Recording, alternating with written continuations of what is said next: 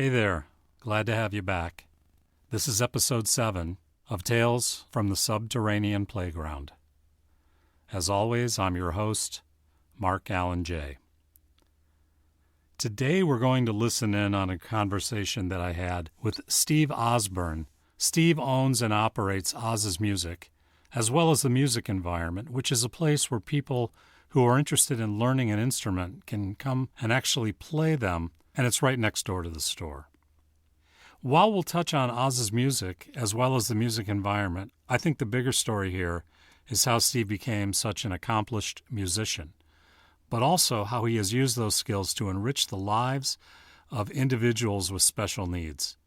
He's been teaching music for decades and has mastered a variety of instruments, including the rather unusual Chapman Stick, so much so that it led to him teaching the instrument at the prestigious New England National Guitar Summer Workshop in Connecticut. We'll also hear how his training in the Montessori method informed his approach to teaching music to children.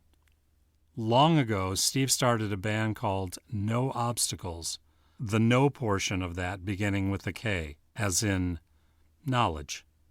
It's also a nice take on the popular expression for a knockout, as in KO. The band exists to help people who are dealing with disabilities, from those on the spectrum to physical disabilities, in order to enhance the quality of their life through music. To say he's focused on making life better through music, while that may sound like a cliche, it really isn't, and honestly, it's a big understatement. Steve's a classical guitar virtuoso, and in his earlier years, he studied at Interlochen Academy. Later, he studied with Nelson Amos at Eastern Michigan University and has also performed for master classes with Michael Lorimer and Manuel Ramos. Long story short, there's a whole lot of talent, empathy, and compassion wrapped up in this one human being, and I'm happy to know him as well as to call him my friend. Let's listen in. Welcome to the Subterranean Playground. It's great having you here. Thank you for having me. And I'm glad you could make it because you were one of the targets that I wanted to have on the show for a long time. And a lot of that has to do with our collective past. The fact that I've known you since our daughters were in the same school. So that's going quite a ways back now, considering they're both adults. Yeah, 23 years or something crazy. Right. 24 maybe. Yeah, and I always think back to those days because you were involved with the Go Like the Wind concerts. John was involved with the Go Like the Wind concerts. Like any musical community, people tend to know one another, and they hang out, they gig together, etc. But I didn't really understand that kind of whole connection. And when I had John on the show, he and I were kind of waxing nostalgic about those days, way back when. Anyway, but good to see that you've made the full recovery. On the other side. Yep, you're still on this side, which is good. So we're going to talk about Oz's Music because we have to.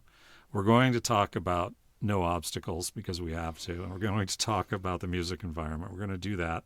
You know the connection between John and I? I don't. Okay. I found out he was a great drummer, and he started teaching drums in the back of the Music Environment. Okay. And as I was taking on more and more at Go Like the Wind, I finally realized that I really didn't want to do anything with fourth graders on up. Right. I love the preschool through third grade. That was my groove. Fill? Yeah. And they call it class management, but even those good kids that Go Like the Wind, it was crowd control. Yeah. And so I thought, man, John would be perfect. So I told John to go apply, and he just killed it. Yeah, he did. He did great. He did. That whole episode. Now he's got his master's in education. Yeah. You're a very talented musician. Certainly, I've seen and heard your guitar work for quite some time. But I didn't know until recently that you had also attended Interlochen. So I'm kind of curious, is getting to Interlochen a little bit like getting to Carnegie Hall? You just... It wasn't for me. Is that right? Yeah, because I played classical guitar. Okay. And they had just started the program. So, I mean, I was good for a 15-year-old. I went to Interlochen 3 times. Oh. 2 all-state programs, which is it was sponsored by U of M at the time. right out of high school, I think it was 8 weeks, and I got 8 U of M credits for going to Interlochen. Oh. That was when Interlochen and U of M were connected. Oh, I didn't know that they were. During the summer. Okay. But Interlochen Academy is like winning the lottery, I think. I mean, you got to be real. And the kids during the summer program, the kids that were there in the orchestra were from all over the world and just phenomenal. But their classical guitar program was fledgling, and so they weren't as picky, I think, with the classical guitars. Okay. But I wasn't bad. I was really full of myself. I had some classical tunes memorized, some Bach, some Villalobos, and I had some originals that I call like classical funk. It's kind of a mixture. And they auditioned me, or they had me play for them once I was up there, and I thought I killed it. And they go, "That's nice. Now put away all your music. We're starting you over." And it was because of my technique. My right-hand technique was ridiculous, and I made it work to a degree, but I really had to reset my technique from my right hand. And it was really good that it happened. Interesting. When it did, it would have been nice to happen earlier, but it was good enough. You know? Well, what is it that took you to? Normally, when you think of a guitar, certainly my experience growing up and friends that I had, the vast majority were interested in doing hardcore rock, funk, blues, etc. Yeah. What was it about classical that really pulled you in that direction? You know, I had a hard time differentiating when I was listening to music between a synthesizer and a distorted guitar. It just wasn't registering. And when I saw that there was a path of dots, written notes, I was a horrible reader, but I'd learn one note and then learn another. And by the time I got through it, I'd played it so many times from the beginning, I'd have it memorized, which also kind of led to me not being a good reader because I'd memorize it. But I had also, I was very proud of myself in 10th grade, I think it was 10th. I sat down with Mood for a Day. Indeed. On the album and poked that needle to the record 150, 200, 300 times and figured out Mood for a Day by ear. To me, that was like, wow, if I can do that. Wow. But it took me forever, but I Wait, that's Steve Howe, right? Yeah, That's from it's the one Fragile or classical Yes flamenco-ish kind of solo thing that they and there's 2 versions of it. Yes. But I always loved that piece. And as there are the clap. There's actually 2 recordings is that right? of the clap. Yeah, and I can't remember. I digress. Anyway, please continue. I guess partly because I knew there was a written path that I could follow, and I wasn't raised listening to classical music or anything. I'm not sure. I just thought it was beautiful. I got a Segovia album early on, and when they heard Segovia play, they called the classical guitar the little orchestra because he could do so much with 6 strings and harmonies and such. So are your folks, were they musically inclined, or?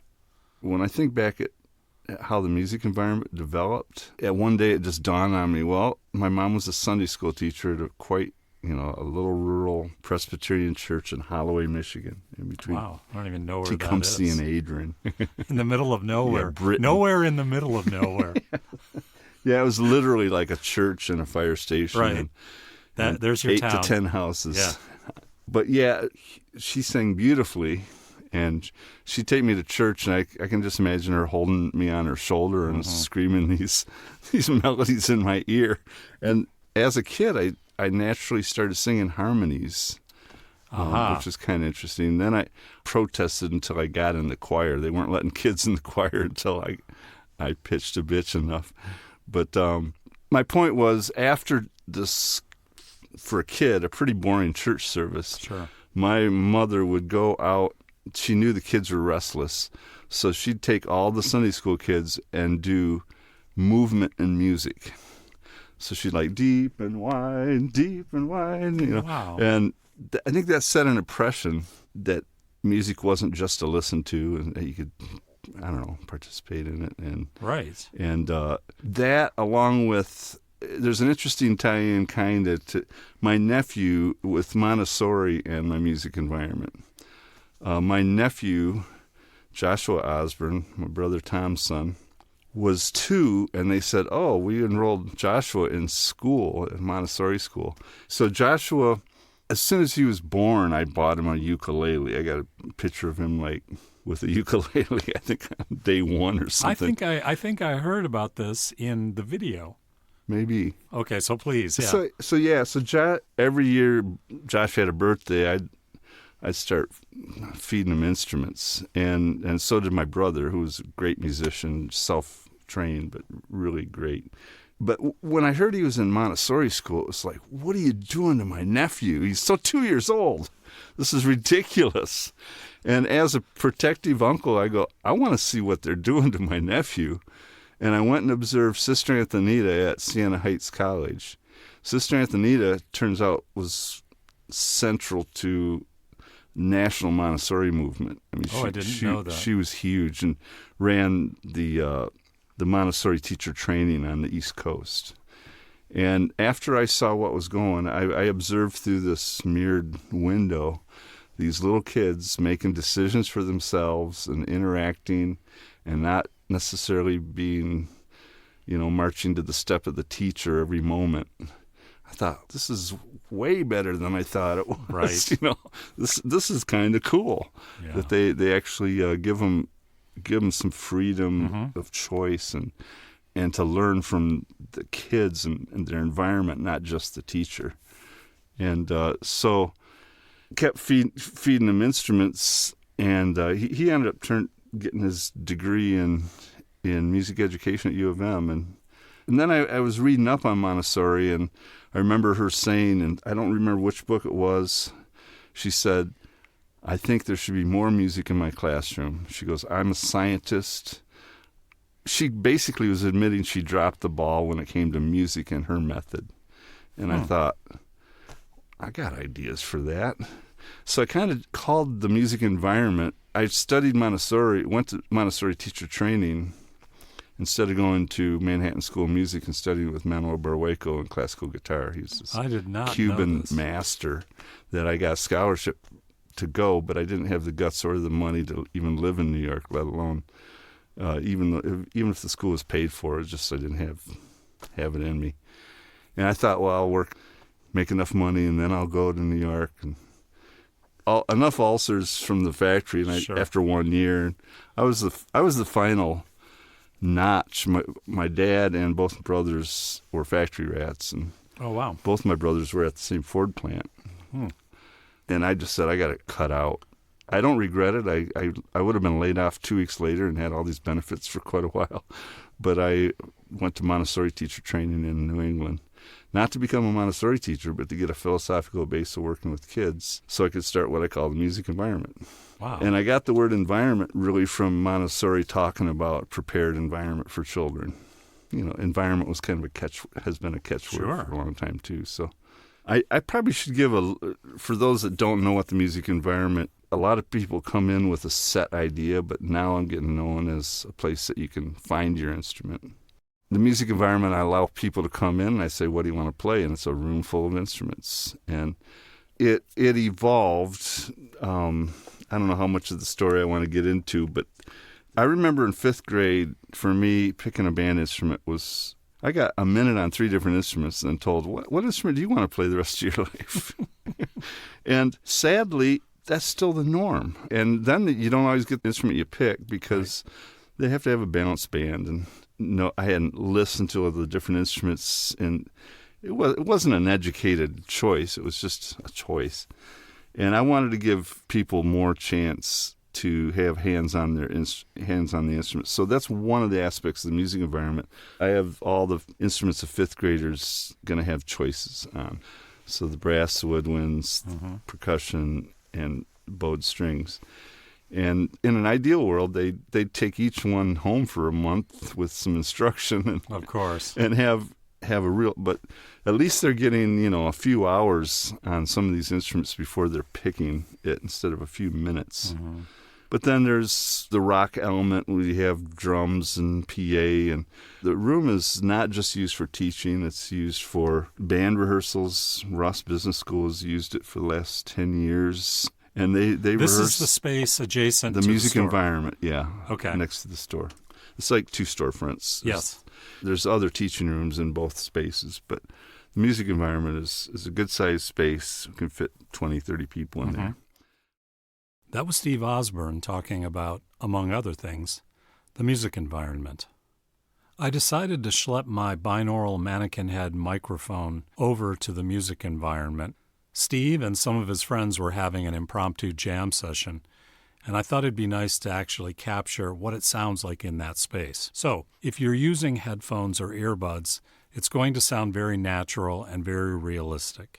You'll hear the instruments placed in the imaginary sound field in front of you, just as they were in the room.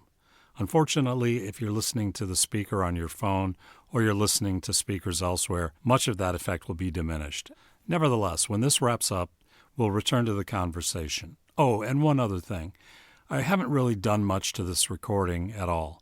The rest of the podcast is level compressed, which means we try to make everything pretty much the same loudness level. But I didn't really want to destroy the dynamics of the music, so as a consequence, you may need to adjust the volume level up or down relative to where you had it set for the conversation. And after this short musical interlude, we'll return back to the conversation. Here we go.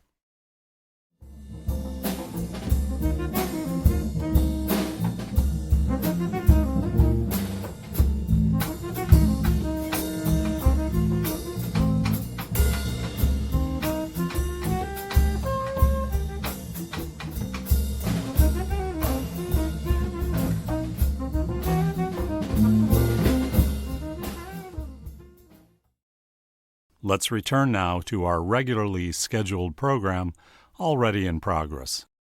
It's also used by several other bands that run it out in the evening when I'm not teaching in there.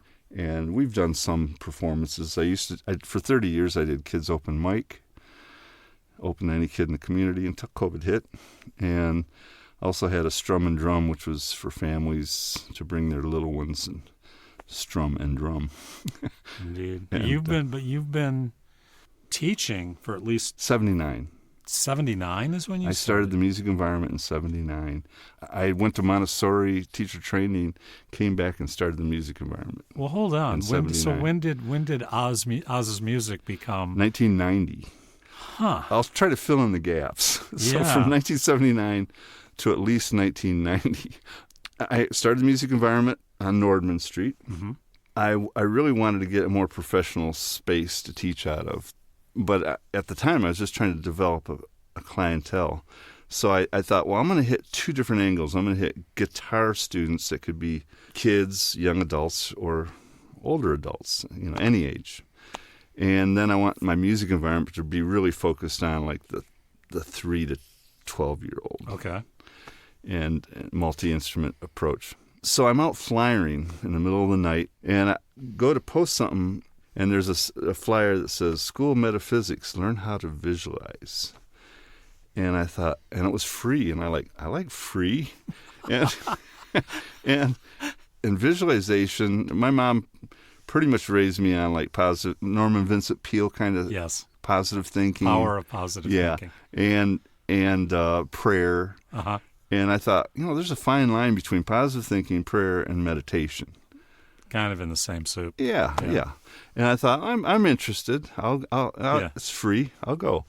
So I like to say they didn't visualize too many people being there. I was the only person to show up. and it was upstairs on Main Street near the Broken Egg. And after this meeting, I said, I'm not gonna sit and om for hours with crossed legs, right. But I'm going to try to think for a half minute to a minute a day, what do I want to be doing? But then I was also kind of like, reality was like, I rarely gigged. I wanted to gig. I wanted more students. I thought, and even get me around a music store or recording studio, you just get me in those circles. Right.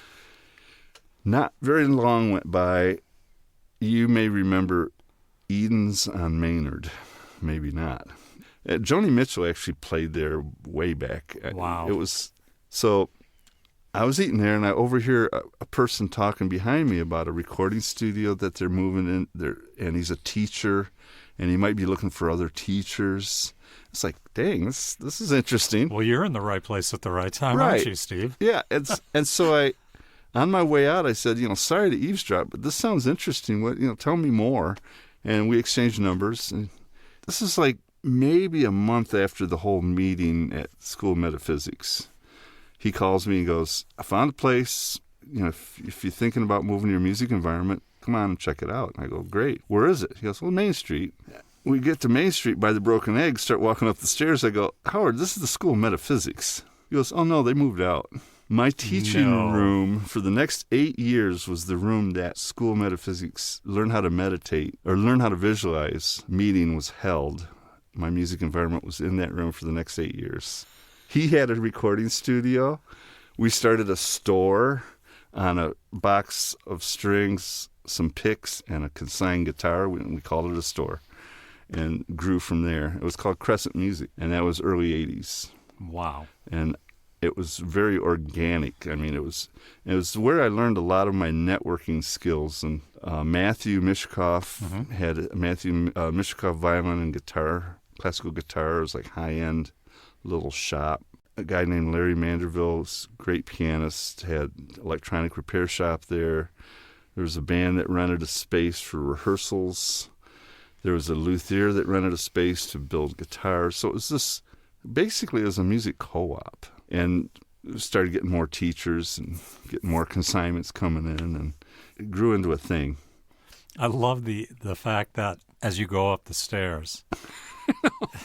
I was confused. It's like, dude, this is the School of Metaphysics. Not anymore. It's like, whatever that is, I want more of that. I think you missed one opportunity, though, because when he said, they moved out, this is where you had the opportunity to say, they should have seen that coming. They should have visualized.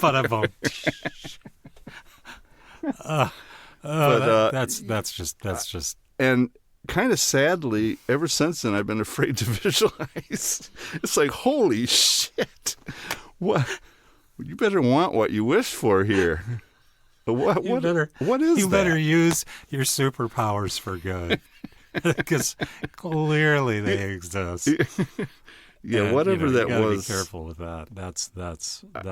I still get weird chills when I tell that story. It's like, you should. What was that? That's like that people talk about like the phrase "happy accidents," or like when I was speaking with John, and I can't remember what it was specifically, but I said to him, well, you can think of it. I was waxing about something. I said, you can think of this as like a cosmic convergence. And John looked at me and he said, are you messing with me? And I said, is that the name of a group or something? It's the name of their album. From the Karma Quartet, right? He and Mad Cat. And that's great. Right? And I was like, I pulled it out of the air. I was just Wild. like, it's like, in all fairness, one would think that those from the School of Metaphysics would have, in fact, visualized the lack of business there, forcing them to relocate, and without which Steve couldn't have started his first music shop. Or maybe they did see it coming and they knew that they needed to clear out of the space to make room for Steve's musical odyssey to continue along its intended path. Well, maybe. Anyway, in this next segment, Steve discusses how he's adapted codified teaching methods, such as the Suzuki method, to suit his own particular teaching style and method, part of which he refers to as his create and imitate approach, which falls under what he sees as instructional breathing. We'll also hear about Steve's observations on rhythm and pitch, and this is based on his years of instruction given to many music students, as well as how his years of providing lessons to very young students has informed his teaching methods to those with developmental issues. We also discuss elements of the video I'm with the Band, the No Obstacles story. It's a short-form documentary-style video about Steve's work with the No Obstacles Band.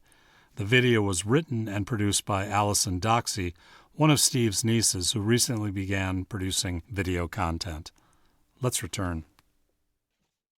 It's been fun. I've come up with lots of games and ideas. I also borrowed ideas from Suzuki early on.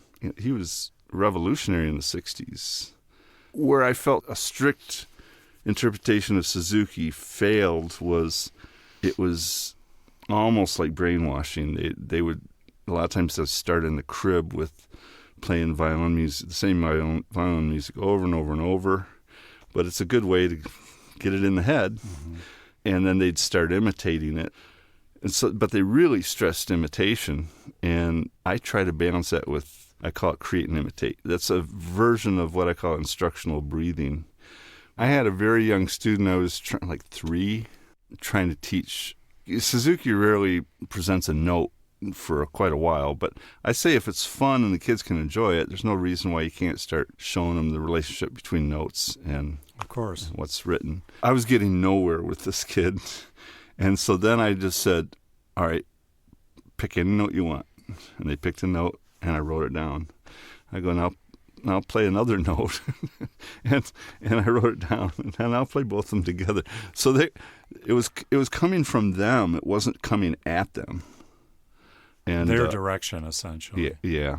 I've seen kids that almost quit, but we start getting into some improvisation and or some fun composing games, mm-hmm. and the fire's light, as well as the social aspect, if you can get them playing with friends, or mm-hmm. that kind of, in a way, I really pride myself on making things very simple for people when I feel like that's necessary. And all that Montessori teaching preschool and all those one-to-one lessons that I've given since 1979, mostly to beginners, really helped prepare me for working with people with cognitive issues. A lot of the same things apply. Mm-hmm. One of my favorite things, I'm probably not singing it in the right key because I don't have perfect pitch, is, well, there's an A chord here and an A chord there, A chord everywhere, till the D. Going back to A. Well, it's easy to D back to A. If you learn those words, you know the 12-bar blues. Indeed. Yeah. and if you just play the root notes, you're playing along. Right. You know, and let us not forget just how celebrated and omnipresent are the 12-bar blues. Well, they are everywhere. Then I start singing Hound Dog over it. There you go. Same song. Yeah. So I made that song for No Obstacles, my special needs group. I think I saw that. I think I did. In the I'm with the band. Oh, Allison? Allison did a great job. That's my niece. Allison Doxey. She's spectacular. It was a great little video. She's really good. Yeah. She hopefully she can get more work in that field because she's really, really good at it. But I was really touched by that. I mean, the story where they cut to one of the kids' fathers and he talked about what a transformation, or the mother that you spoke of where she came to one of the performances and for the first time heard her son sing. Yeah. How beautiful. Yeah. How important for a parent of a child who's got disabilities to suddenly show this talent. I think it's wonderful. It really is. It's something that keeps giving. I get a lot out of it. We actually backed up the RFD boys at the Arc a year before COVID, and we doubled their attendance. We didn't get paid. We just did it because we wanted to do it. And we had 14 people on stage. Wow. And you think it would sound like cacophony, but somehow, I mean, we can sound like crap and people love us because they see the joy up there. And you have to celebrate and participation. That. Yeah. And it doesn't have to sound good to be a wonderful thing. Exactly. We actually sounded pretty good that night. And some of these people have superpowers themselves. No Obstacles has year-round rehearsals, and then we do a camp 1 or 2 during the summer. But I consider everybody on the spectrum in some way. Mm-hmm. I think I never got diagnosed, but I'm sure I would have been diagnosed with something. And I really like trying to blend different abilities. And so after about 15 years of working with mostly autism, but everybody's welcome, neurotypical or quote-unquote normal or not, about more than half the people I met with perfect pitch were on the spectrum. Interesting. That was like, whoa, that's kind of odd. What's the deal there? And I thought back, I think I've met about 16 or so people with perfect pitch, and I think 8 or 9 of them were on the spectrum. And a lot of them had speech development problems. They could imitate, but they weren't connecting the dots and making their own sentences and stuff until later. So I Googled perfect pitch and special needs, and a book came up called Perfect Pitch in the Key of Autism. Wow. And I called the author and talked to her, and she was very generous with her time. And she said, we think 1% of the nation has perfect pitch. And out of that 1%, we think 60% are on the spectrum. And that's exactly what I had observed. Right. It's like, holy crap. You're totally, I think I'm on totally representative. Yeah.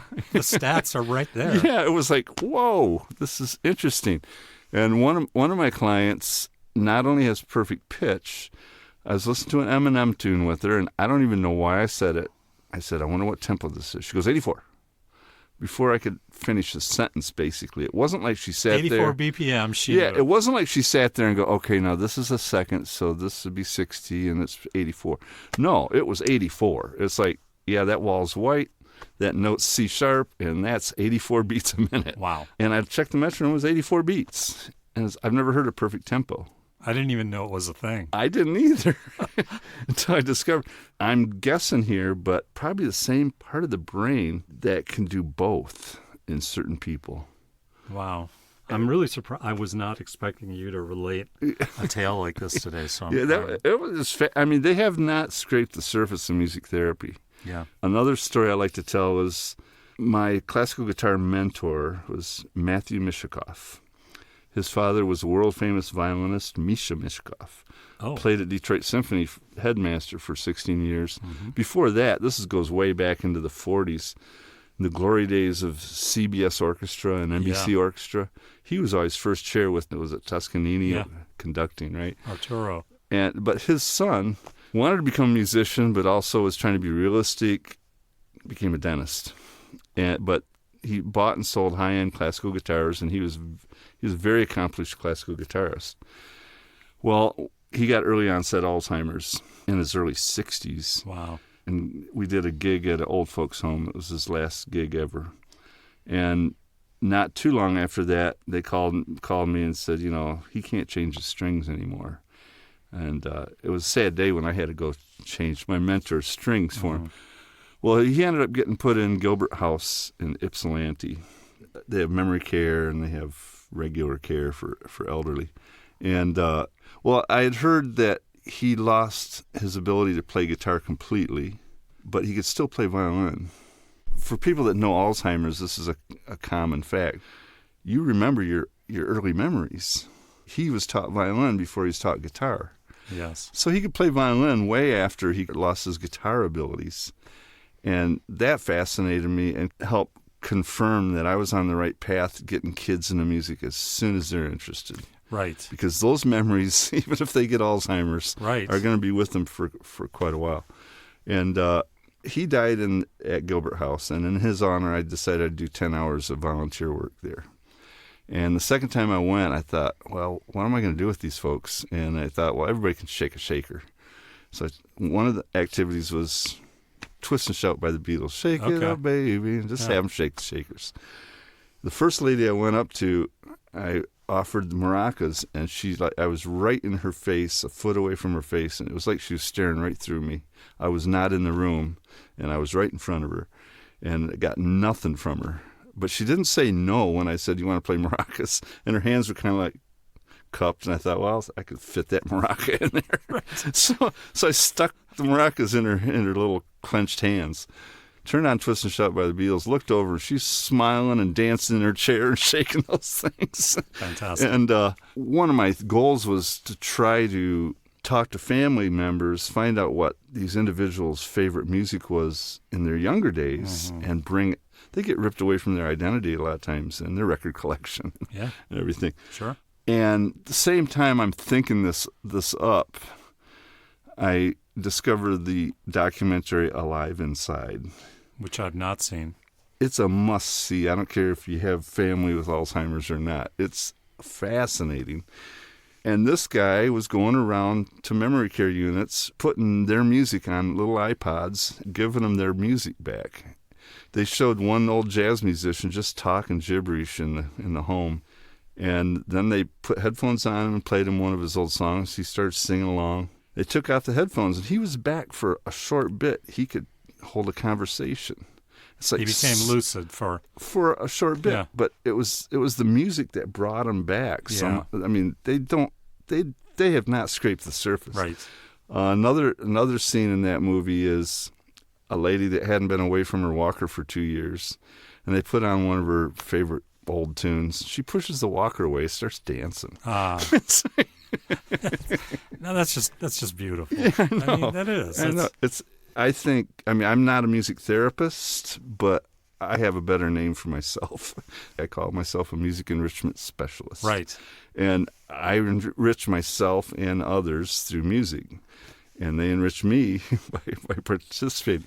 So it's not like I really respect music therapy degrees and people that have gone through all, like Jesse's done his homework. Yes. And I've been just kind of living and breathing for 30 years now and intuitively kind of doing what I can with a fair amount of success. Yes. One of my favorite stories, and braggadocious, but one of my favorite clients, she's got cerebral palsy, and she's got perfect pitch.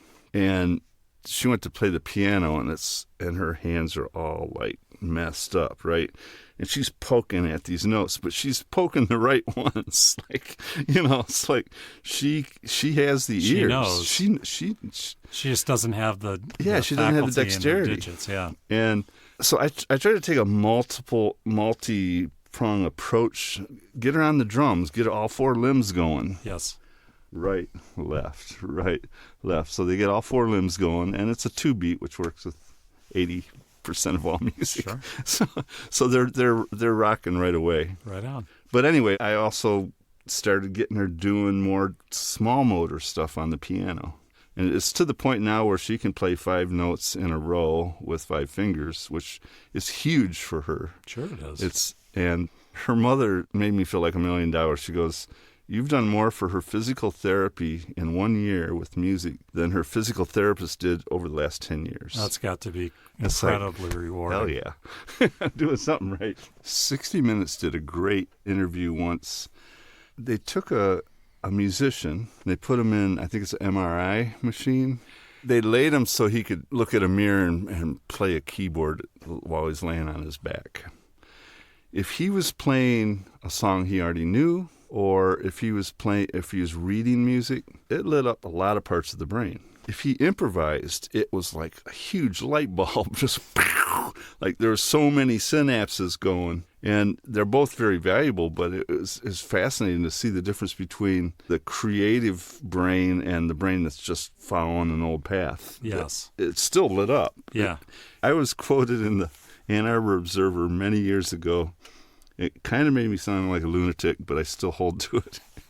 Music to the brain is like garlic is to the body. There you go. It permeates the whole body. It's not just an ear thing. I love the idea of permeability, as it were, because this is functioning as a form of medication. That's how I see it. The stuff that you're doing, yeah, and the fact that you have the music environment, so it's a safe place, it's a known place. You're guaranteed to have that kind of interaction, but also guaranteed to have some improvisation. Correct? Do you do highly structured things at first? Do you do improvisation with them? How do you typically work that? It depends on who walks in the door and where their interests fall, and kind of my mood at the time too. Okay. I want to talk about the summer camps. And I wanted to talk about that because I know Ken's involved with that. Yeah. And Ken was on this podcast, and I really wanted to feature him because I thought the things that he had done with horns for the holidays was such a great story. I love telling that story. Yeah, and what ended up happening with the DSO, you heard about like how they now have this whole program. Yeah, I didn't know that until I listened to your podcast. That blew me away. So I was cool. like, yeah, right? It's like you take something that is fundamentally good, and you put that force in action, right? You get it moving. And the next thing you know, someone at the DSO saying, we'll help get these instruments out to the underprivileged kids, right? I think he's in the documentary that Allison made, right? I think he appears briefly. Probably, because I think she took some clips from the camp, and he really is co-director. So can we talk about Ken's role in that as Yeah. well? I know you guys are a drop spot. Sorry to interrupt, but I know you're a drop spot for the Horns for the Holidays program. Yeah. Mm-hmm. How did you and Ken end up getting together on the No Obstacles, which, by the way, also KO? I like that, the knockout. Yeah, right. Yeah. So how did you guys get together? It's been so long. I'm not sure. He's got a heart, the size of New York. He does. It's unbelievable. He's also got tons of energy. I mean, creative plus. He's a monster on so many instruments. Yeah. But then he can teach like classical trumpet. He gets really good results. He's a master improviser on several instruments. But I think I just asked him, could you help with the camp? And he jumped in. Had you met him in the first. store? Is that where? What's that? Had you met him at Oz's? Yeah, I think at the time he was already starting to teach at Oz's, and they're all contract labor there. So Ken was just basically he was one of the providers, let's call him. Yeah, right? Independent contract teachers, whatever. Yep, and he's always helped a lot with the camps. But he doesn't do a lot during the year as far as working with the band rehearsals, but he's like all in about making these camps happen. He's been really good at helping shape the vibe of the camp. He was always like, let's not have a set agenda because we don't know what it's going to be like. It's always different depending on who shows up. Right. We purposely keep it loose at first so that we can kind of evolve it. And it always turns out to have a great concert at the end of the week. Sometimes it's nice not having a set structure, and I understand that, like in any kind of music instruction, there are rudiments and things that have to be learned, that have to be assimilated. Can you maybe explain? Can you walk us through, like a typical day, how you might start a day in a summer camp? Many times we'll start with just a drum circle. That can take many different forms, giving everybody a chance to lead and everybody copy. Just keeping a steady beat is a challenge for several of these folks. Sure. Depending. Then we have some breakout rooms where we may work on some of the tunes for the final concert. Sometimes it requires taking one, like a couple kids out of the whole picture or young adults and doing a one-to-one session with them because it's the right thing to do at the moment. Right. And the past several years, we've had Christina Etter-Sears, who Ken brought into the mix, and she did I think it was People Dancing for many years, a group in town. Great creative soul and a movement. The young adults that were attending the camp, the ones that I expected would just be sitting out during her time, a lot of times they'd be the most involved. I don't know how she does it, but she gets them up dancing, and we usually incorporate a couple dance routines in the final concert. And this is kind of digression, but as far as a steady beat, some of the most success I've had was something I call music ball. There's a couple different versions, but one is putting a bigger hand drum in between us, and I bounce it on the drum, and it bounces to you. You catch it, and then you bounce it back to me. But we try to bounce it on the one of every four. So It's like 1, 2, 3, 4, 1. So the drum is hitting on the one. Right. And it's really helped some of these meter challenged. I don't know what rhythmically challenged. Yeah. And Ken's been working with several individuals from the No Obstacle folks, mostly on drums. But at one point I said, with one client, I go, I wonder if he has like an optimum tempo. Maybe we're just not playing at his tempo. And I found this with a couple other clients. Like there's a range where they can keep steady and struggle outside of that range. Yeah. So there's this internal pulse or something that's going Wow. on. I don't quite understand That surprises me, because I would have thought that to be a global thing, right? If you can't keep time, Yeah. you can't keep time, period, right? This brings up another thing I wanted to kind of mention. For a while, I was working with a device called interactive metronome. This is a fascinating story to me. It was developed locally when Bob Seger first got in the recording studio. I mean, they were a great band, but they weren't used to playing to a tick track. And when the sound engineer laid a tick track down for him and tried to do overdubs, it was like horrendous. And it was like, oh my God, this is not going to work. So that engineer created some kind of software that helps people keep a steady beat. And what it does is, the version I had was, there's a button that you can strap on and like do clapping with it, hitting that button, or you can tap it, or it could be a floor thing. And there's many variations adapted for sports now, that like you can take a baseball bat and hit the pad. And they usually will play a beat at a resting heart rate of an athlete, like 55 beats a minute or 60. And you click the button, and if you're early, you hear a sound in your left ear. If you're late, you hear a sound in your right. There's also a visual. There's 5 squares. If you get the center green one, you're within 20 milliseconds of the beat. If you get a light over on the left side of that, you're early. And then there's a really out.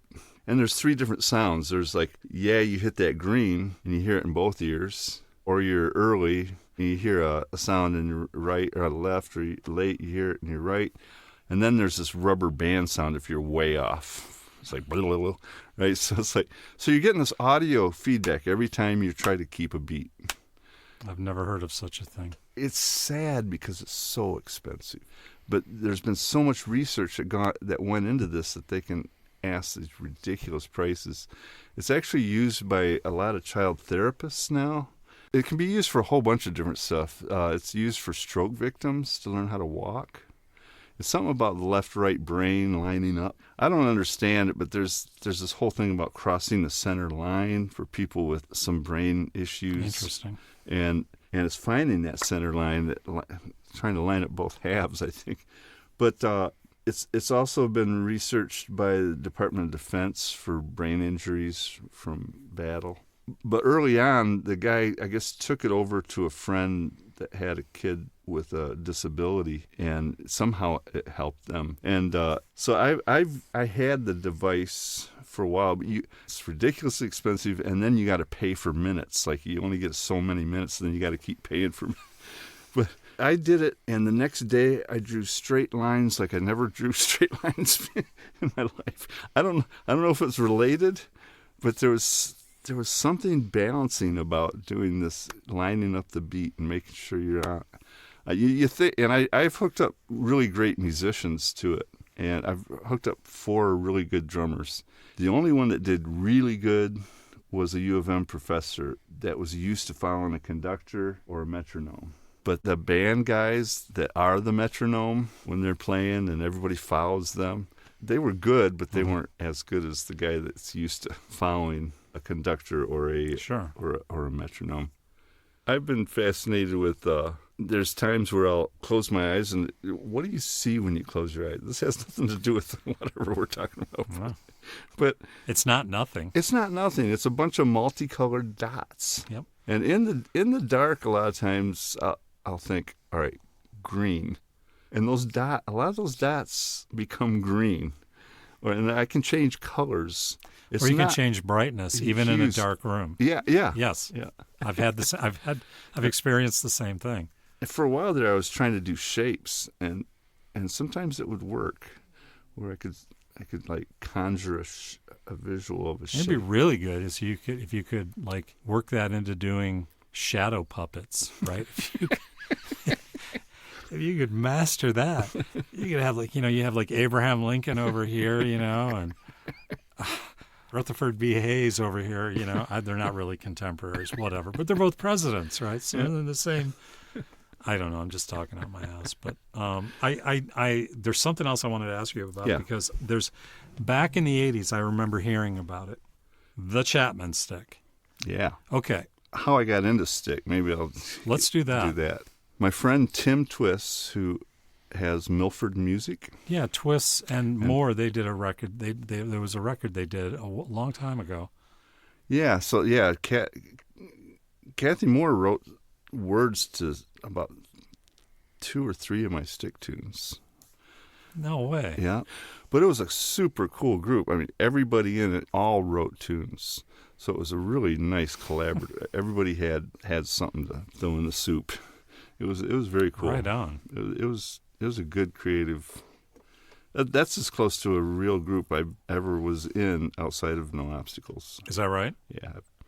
So Tim had heard that I was into classical guitar and wanted to learn some classical guitar. He was 2 years ahead of me. He decided that he wanted to learn some classical guitar from me, and we were going to do a performance at the high school talent show. He brought over a guitar player issue that introduced the Chapman Stick to the world, basically, 1976. That's the year. That's the year, yeah. And so Tim introduced me, and we both said at the time, oh my God, how cool is that? An instrument you tap instead of pluck or strum or bow. And it goes as high as an electric guitar and as low as a 5-string bass, and it's stereo output. I mean, how cool is that? And several years go by, and I got the beginning of Crescent Music, and he calls me up and says, hey, can you get a stick? And I said, well, I'll check. And I called Chapman's, and they go, you got to buy 2 to become a dealer. And I go, okay. And like the next day, a stranger walks in the store and goes, got any Chapman sticks? It's like, what's the chances? Right. It's a little bit like it's a little bit like the self-actualization space, the mystical space, right? Yeah. Turned out I became a stick dealer, and still technically am, even though it's more of an honorary position. Can you describe the general layout of a Chapman stick? What is it like? What is it not like? Okay. Technically, they call it the Chapman Stick touchboard. Basically, a fat guitar neck with, depending on the model, I play a grand stick, so I have 6 bass strings and 6 treble strings, but the bass is really, really low to a high mid-range, and the treble is a mid-range to a real high. It's kind of bizarre because the low notes are in the middle and go out from there. It goes up in fifths on the bass side and up in fourths on the treble side. Wow. But it can be played very pianistic. You're just tapping your finger against the string, hitting the string to the fret, and very low tension string. So it's really easy to tap a note, one finger, one note. So you can play a bass line and add a chord with the right hand, or you can play a chord with the left hand and a melody with the right hand. It's very versatile, 5+ octaves. Right on. Well, yeah, you're going to have an editing nightmare. Oh, here. I got enough, but I did want to formally thank you for coming down today. I've actually been trying to get you down here for months. Yeah, and now I feel as though I've connected some of the major dots in the what do they call it, murderer's row of local musicians. So thanks so much for coming, and also thanks so much for talking about No Obstacles. I really want to thank you because I think it's genuinely positive work, and it's using what I think we both agree, music, one of the most essential and fundamental things about being human, to improve the human condition. And I'm not saying that to gild any lilies here. I honestly believe when you benefit other humans, you benefit yourself. You really do. It's definitely the most rewarding work I do. I mean, I do a lot of cool things, but nothing compares to working with this population. Well, right on. Well, thanks for coming. Thank you for having me. Appreciate it. I really hope that you enjoyed that. For now, it's time to pull the faders down and say goodbye from the Subterranean Playground. As always, I'm your host, Mark Allen J. And we'll see you in a few weeks with Episode 8. Peace. Tales from the Subterranean Playground was produced and brought to you by Immersify Recording Services, LLC.